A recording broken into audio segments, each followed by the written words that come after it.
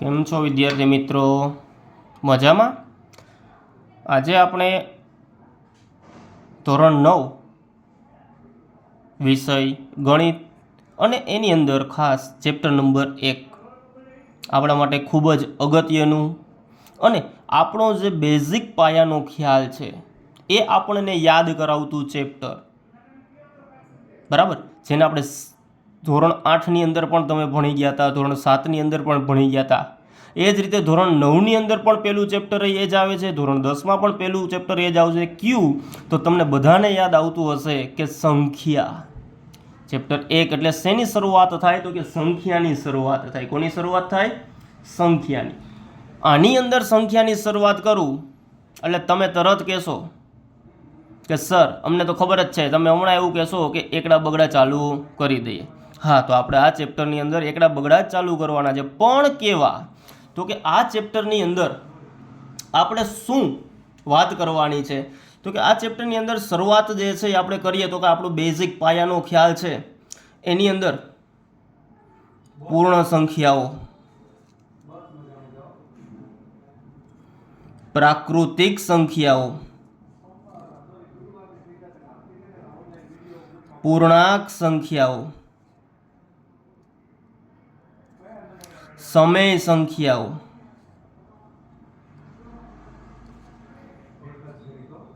અસમય સંખ્યાઓ, વાસ્તવિક સંખ્યા, અવિભાજ્ય સંખ્યા,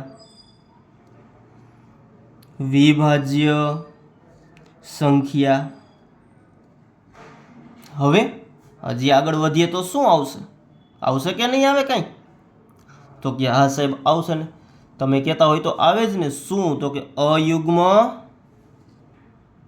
સંખ્યા અને લાસ્ટ આવશે યુગ્મ સંખ્યા. આટલી બધી સંખ્યાઓ ભણવાની છે. આ દરેક સંખ્યા જે છે એ તમે ભણીને આવ્યા છો, થોડુંક તમે યાદ કરજો એટલે તમને ખ્યાલ આવી જશે. ખાસ મારે તમને આ બધી સંખ્યાઓમાં બે સંખ્યાઓ વિશે ધ્યાન દોરવાનું છે, બે સંખ્યાઓ વિશે ભાર આપવાનો છે. એમાંની પહેલી સંખ્યા આવશે સમય, બીજી આવશે અસમય સંખ્યા. સમય સંખ્યા એટલે શું અને અસમય સંખ્યા એટલે શું? તો કે જે સંખ્યા વર્ગમૂળમાં આપેલી હોય એને આપણે કહીએ છીએ અસમય. કેવી કહીએ છીએ? અસમય. જેમ કે √2, √5, √3. તો ઘણા બધા એવું કહે છે કે √4 ન આવે. ના, √4 નો આવે. શું કામ? તો કે 4 જે છે આ 4 પૂર્ણ વર્ગ છે. 4 કેવી છે? પૂર્ણ વર્ગ સંખ્યા છે. પૂર્ણ વર્ગ એટલે શું? તો કે જે સંખ્યાનું વર્ગમૂળ નીકળી શકતું હોય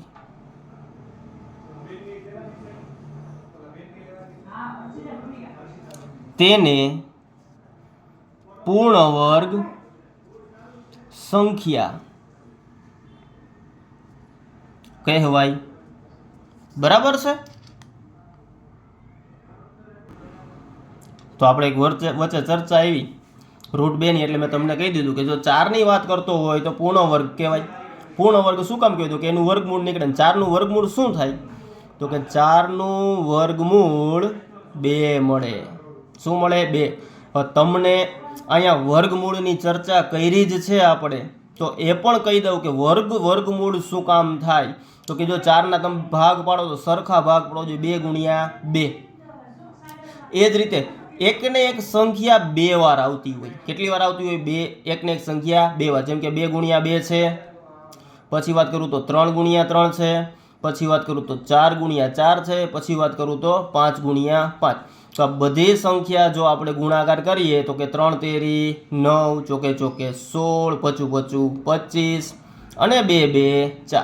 તો આ 4, 9, 16, 25 આ દરેક સંખ્યા કેવી કહેવાય આપણા માટે? પૂર્ણ વર્ગ કહેવાય. જે સંખ્યા પૂર્ણ વર્ગ હોય એ સંખ્યાનું વર્ગમૂળ નીકળે. તો એવી કઈ સંખ્યા હોય કે જેનું વર્ગમૂળ ન નીકળે? તો એ સંખ્યાને આપણે અસમયની અંદર લઈ ગયા. અને એનું વર્ગમૂળ નથી નીકળતું ને, માટે એની ઉપર આપણે વર્ગ કર્યો. આને વચાય √2, √5 અને √3. બરાબર છે. હવે તો આગળની સંખ્યા સાહેબ તમે તો શરૂઆત જ વચ્ચેથી કરી ના. હવે હું તમને પાછો આગળ લઈ જાઉં છું. ક્યાં? તો કે પૂર્ણ સંખ્યાઓ. પૂર્ણ સંખ્યાઓ એટલે શું? તો કે જેની શરૂઆત જે છે 0 થી થતી હોય. બરાબર. 0, 1, 2, 3 એ બધી કેવી કહેવાય? પૂર્ણ. પ્રાકૃતિક એટલે શું? તો કે જેની શરૂઆત 1 થી થતી હોય. પૂર્ણાંક એટલે શું? તો તમને બધાને ખ્યાલ છે કે જેની અંદર બધી જ સંખ્યાઓનો સમાવેશ થતો હોય એને આપણે પૂર્ણાંક સંખ્યાઓ કહીએ છીએ. વાસ્તવિક સંખ્યા એટલે હજી એક બાકી રહી ગયું, સમય લખવાનું છે ને. સમય એટલે શું? તો કે તમને ખ્યાલ હોય સમય એટલે શું? તો કે જે સંખ્યાને પીના છેદમાં ક્યુ સ્વરૂપ અને આપણી ભાષામાં આપણે કહીએ તો અંશ અને છેદ આવતો હોય. આ અંશ અને છેદ જે હોય ને એ સંખ્યાને તમે સમય સંખ્યા કહી શકો. શું કહી શકો? સમય સંખ્યા. તો આપણે એને દર્શાવીએ છીએ અંશ અને છેદમાં સ્વરૂપમાં.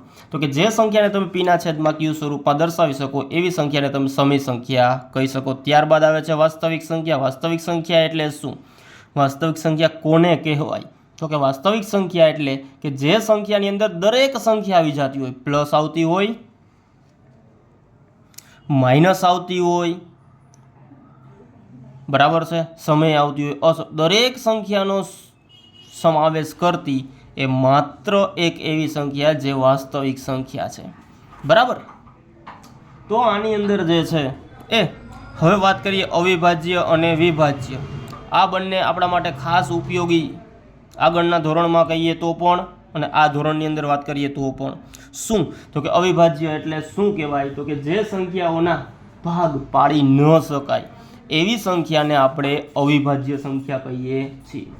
અને જે સંખ્યાના ભાગ પાડી શકાય એવી સંખ્યાને આપણે વિભાજ્ય સંખ્યા કહીએ છીએ. એક્ઝામ્પલ તરીકે હું કહું તો કે જો 2, 3, 5, 7, 9 નહીં આવે, કોણ આવશે? 11. પછી 12 નહીં આવે, કોણ આવશે? 13. શું કામ? તો કે જો તમે અહીં વાત કરો 2, 3 પછી કોણ આવે? 4. 4 ના ભાગ પડે 2, 2, 4. પછી આવે 5 પછી 6. 6 ના ભાગ પડે 3, 2, 6. 6 પછી 7 ભાગ પડે 7. તો કે ના અહીંયા આવી ગયા તો કે 8. 4, 2 ને 8. તો આ રીતે જે છે એના આપણે અલગ અલગ સંખ્યાના ભાગ પાડી શકીએ. જે સંખ્યાના ભાગ પાડી શકાય એવી સંખ્યાને કહેવાય વિભાજ્ય. અયુગ્મ સંખ્યા અને યુગ્મ સંખ્યા જે છે એના આપણે બીજા 2 નામ રાખ્યા હતા. બેયનું એક એક નામ અલગ આપ્યું હતું. નાના નાના હતા ને આપણે ત્યારે શું કહેતા હતા ખબર છે? અયુગ્મ એટલે એકી સંખ્યા. કેવી સંખ્યા? એકી સંખ્યા. અને યુગ્મ એટલે બેકી સંખ્યા. હવે એકી સંખ્યા અને બેકી સંખ્યાને ઓળખવી કઈ રીતે? તમને આવો પ્રશ્ન થાય તો કે સાહેબ અમારે ઓળખવી હોય તો અમને કેમ ખબર પડે કે આટલા બધા એકડા તમે લખો મોટા મોટા જે વાંચી નથી શકાતા અને એ મારે કેવું હોય એક જ શબ્દમાં એકી છે કે બેકી? તો તમારે જોવાનો એનો એકમનો અંક. જેમ કે અહીંયા 2 અંક છે તો એકમનો અંક કોણ છે? 3. 3 છે માટે એને શું કહેવાય? એકી. અહીંયા એકમનો અંક 1 છે તો શું કહેવાય? એકી. તો આ જ રીતે હું આગળ વધું તો આવી રીતે જે સંખ્યાનો એકમનો અંક શું હોય તો કે 1, 3, 5, 7 કે 9 હોય. શું હોય? તો કે જે સંખ્યાનો એકમનો અંક 1, 3, 5, 7 કે 9 હોય તેને કહેવાય અયુગ્મ સંખ્યા. તો બેકી સંખ્યાને કઈ રીતે ઓળખવી? તો કે જે વૈધા ને ભાઈ એ બધા જ એકડા તમે ગણી લ્યો. કોણ? તો કે આવશે 2, 4, 6, 8 કે 0 હોય. સમજાણું?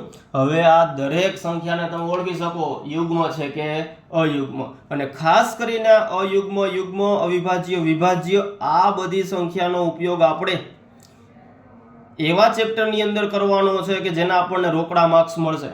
ખાસ કરીને સંભાવના. શું કામ? તો કે સંભાવનાના દાખલાની અંદર તમને એવું પૂછાય કે પાસો હોય તો પાસામાં અયુગ્મ સંખ્યા મળવાની સંભાવના કેટલી, વિભાજ્ય સંખ્યાની સંભાવના કેટલી, અવિભાજ્ય સંખ્યાની સંભાવના કેટલી, યુગ્મ સંખ્યાની સંભાવના કેટલી. જો આપણને આ ખ્યાલ ન હોય તો આપણે મેળવી શકીએ નહીં. હવે ત્યારબાદ પૂર્ણ વર્ગનું પણ પૂછાય અને પૂર્ણ ઘન પણ પૂછાય.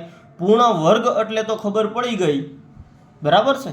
પણ હવે પૂર્ણ ઘન એટલે શું? તો કે જેમ અહીંયા એક જ સરખી સંખ્યા 2 વખત આવતી હતી તો પૂર્ણ ઘનની અંદર એ સંખ્યા 3 વખત આવે। કેટલી વખત આવે? 3 વખત। કઈ રીતે? એક્ઝામ્પલ તરીકે હું કહું કે જો 2 ગુણ્યા 2 ગુણ્યા 2 તો આ ત્રણેયનો ગુણાકાર કરો તો શું થાય? 2 ગુણ્યા 2 ગુણ્યા 2 એટલે કે 2 2 4 2 4 દૂને 8 એટલે બરાબર કેટલા મળ્યા તમને? 8 મળી ગયા। તો આને કહેવાય પૂર્ણ ઘન। આને શું કહેવાય? પૂર્ણ ઘન। પૂર્ણ ઘનનું વર્ગમૂળ નીકળે? ના સાહેબ, પૂર્ણ ઘનનું ઘનમૂળ નીકળે, વર્ગમૂળ નીકળે નહીં। અને પૂર્ણ ઘનને કઈ રીતે ઓળખવી? એક્ઝામ્પલ તરીકે આપણે જોઈએ તો કે 9 આવશે પૂર્ણ ઘનમાં? તો ઘણા એવું કહે છે કે હા સાહેબ આવે છે, ઘણા એવું કહે છે ના સાહેબ ન આવે। શું કામ? તો કે આપણે અહીંયા જોયું ને કે પૂર્ણ વર્ગ એટલે 9 થાય, પૂર્ણ ઘન એટલે 9 થાય નહીં। શું કામ? તો કે હજી જો હું આને 3 વડે ગુણું એટલે મને કેટલા મળે? 27 મળે ને। 9 તેરી 27। તો આ 27 જે છે એને તમે પૂર્ણ ઘન કહી શકો। 27 ને તમે શું કહી શકો? પૂર્ણ ઘન કહી શકો। તો આ વાત કરી મેં પૂર્ણ ઘન અથવા તો ઘનમૂળની અને પૂર્ણ વર્ગ અથવા તો વર્ગમૂળ। તો ચાલો બાળકો, અહીંયા સુધી દરેકને આટલી વસ્તુ જે છે એ ક્લિયર થઈ ગઈ। હવે આ બધું જ ત્યારે પોસિબલ છે કે જ્યારે આપણને એક સૂત્ર પ્રમાણે ખબર હોવી જોઈએ, બરાબર, જેને આપણે કહીએ છીએ ભાગુસબા। આ દરેક વિદ્યાર્થી માટે મહત્વની વસ્તુ છે, અવયવો માટે પણ મહત્વની વસ્તુ છે। કોણ? તો કે ભાગુસબા। ભા એટલે ભાગાકાર, ગુ એટલે ગુણાકાર, સ એટલે સરવાળો, બા એટલે બાદબાકી। આ 4 વસ્તુ ખૂબ મહત્વ ધરાવે છે। અને આ 4 જેટલું મહત્વ ધરાવે છે એની સાથે ઘડિયા પણ મહત્વના છે। ઘણા બાળકોને તો એવું થતું હોય છે કે સર જે છે ને આજે ઘડિયા ભૂલી ગયા, બરાબર છે? ના, કાંઈ ભૂલાણું નથી, બધું યાદ જ છે, બરાબર। આપણે મળી નથી શક્યા પણ એક વિડીયોના મારફતે જે છે આપણે આજે મળીએ છીએ તો એની અંદર ભાગુસબા અને ઘડિયા તો કેમ કરીને ભૂલાય? નો જ ભૂલાવા જોઈએ ને। માટે ભાગુસબા અને ઘડિયા જે છે આ દરેક વિદ્યાર્થીઓએ તૈયાર કરવાના છે। 1 થી 20 સુધી તો કમ્પ્લીટ હોવા જોઈએ। અને સાથે જે લોકોને 1 થી 20 કમ્પ્લીટ છે એ લોકો 21 થી લઈ અને 25 સુધી કમ્પ્લીટ કરશે, બરાબર છે? આ તમારું હોમવર્ક જે છે એ રોજે રોજનું રહેશે। તમે મારા સામે આવશો ત્યારે મારે આ બધી જ વસ્તુ જે છે તમને આવડવી જોઈએ, પહેલેથી લઈ અને છેલ્લે સુધી, બરાબર છે?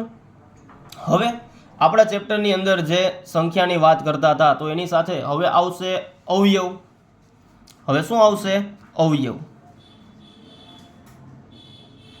અને આ અવયવોની અંદર શું?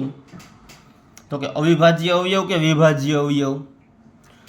અવયવ જે છે એની અંદર આપણે ચર્ચા કરીએ તો આપણે નાના ધોરણની અંદર ભણીને આવ્યા લસા અને ગુસ્સા। શું જોઈને આવ્યા? લસા અને ગુસ્સા। લસાનું પૂરું નામ તો કે લઘુત્તમ સામાન્ય અવયવ। અને ગુસ્સાનું પૂરું નામ શું? તો કે ગુરુત્તમ સામાન્ય અવયવ। લઘુ અને ગુરુ, લઘુત્તમ અને ગુરુત્તમ આ બંને અવયવો જે છે એ આપણે 2 રીતથી ભણતા હતા। એક ટ્રી ચાર્ટ વડે, બરાબર, એક વૃક્ષ જેવું બનાવીએ, જેમ કે તમને 18 આપ્યા હોય તો 18ના હું તમને અવયવ પાડવાનું કહું તો તમે શું કહો? તો કે વૃક્ષની જેમ વાત કરો તો કે 2 9 18, 9 2ના ભાગ પડે તો કે ન પડે। કોના પડશે? તો કે 9ના। શું પડશે? તો કે 3 તેરીને 9। એ જ રીતે આ 18ના આપણે ટ્રીની જેમ અવયવ પાડ્યા। તો હવે બીજી રીતે કઈ રીતે? તો કે ભાગાકારની રીતે। અને ભાગાકારની રીતે વાત કરીએ તો કે પહેલા અવિભાજ્ય અવયવ લેવાના, અવિભાજ્ય સંખ્યા લેવાની। અવિભાજ્ય સંખ્યાની શરૂઆત ક્યાંથી થાય? તો કે 2 થી। તો કે અહીંયા 2 લખવાના। શું કામ? તો કે એકમનો અંક શું છે? 8। તો કે વિભાજ્યતાની ચાવીઓ જે આપણે ભણી ગયા હતા 2ની 3ની 6ની બરાબર છે, તો એની અંદર એ ચાવીનો ઉપયોગ કરી અને આપણે જોઈએ તો કે 2 નવા કેટલા થાય 18. શું કામ? તો કે તમારે રફ કામ કરવું હોય તો અહીં કરી લેવાનું કે 18 ભાગ્યા 2 કરો એટલે 2 9 18. તો અહીંયા કેટલા એવા 9 અહીં લખી દીધા. હવે 9ને કોના વડે ભાંગી શકાય? તો કે 2 વડે ભાંગી શકાય નહીં. કોના વડે ભાંગી શકાય? તો કે 3 વડે. 3 તેરી 9 અને 3 એકા 3. તો હવે આપણા અવયવ ક્યાં થયા? જો અહીંયા કોણ થયું? તો કે 2 3 3. અહીંયા કોણ થયું? 2 3 3. તો કે બંને રીતે તમને અવયવ જે છે એ સરખા જ મળશે. 2 ગુણ્યા 3 ગુણ્યા 3. અહીંયા 3 કેટલી વખત છે? 2 વખત. માટે કહી શકાય કે 2 ગુણ્યા 3નો વર્ગ. તો આ થઈ ગયા આપણા અવયવ. તો આ રીતે આપણે અવયવ પાડી અને આપણે એની અંદર લસા અને ગુસા જે છે એ શોધવાના છે. તો આપણે આગળની ચર્ચા નેક્સ્ટ લેક્ચરની અંદર કરશું. આજ માટે અહીંયા સુધી રાખીએ.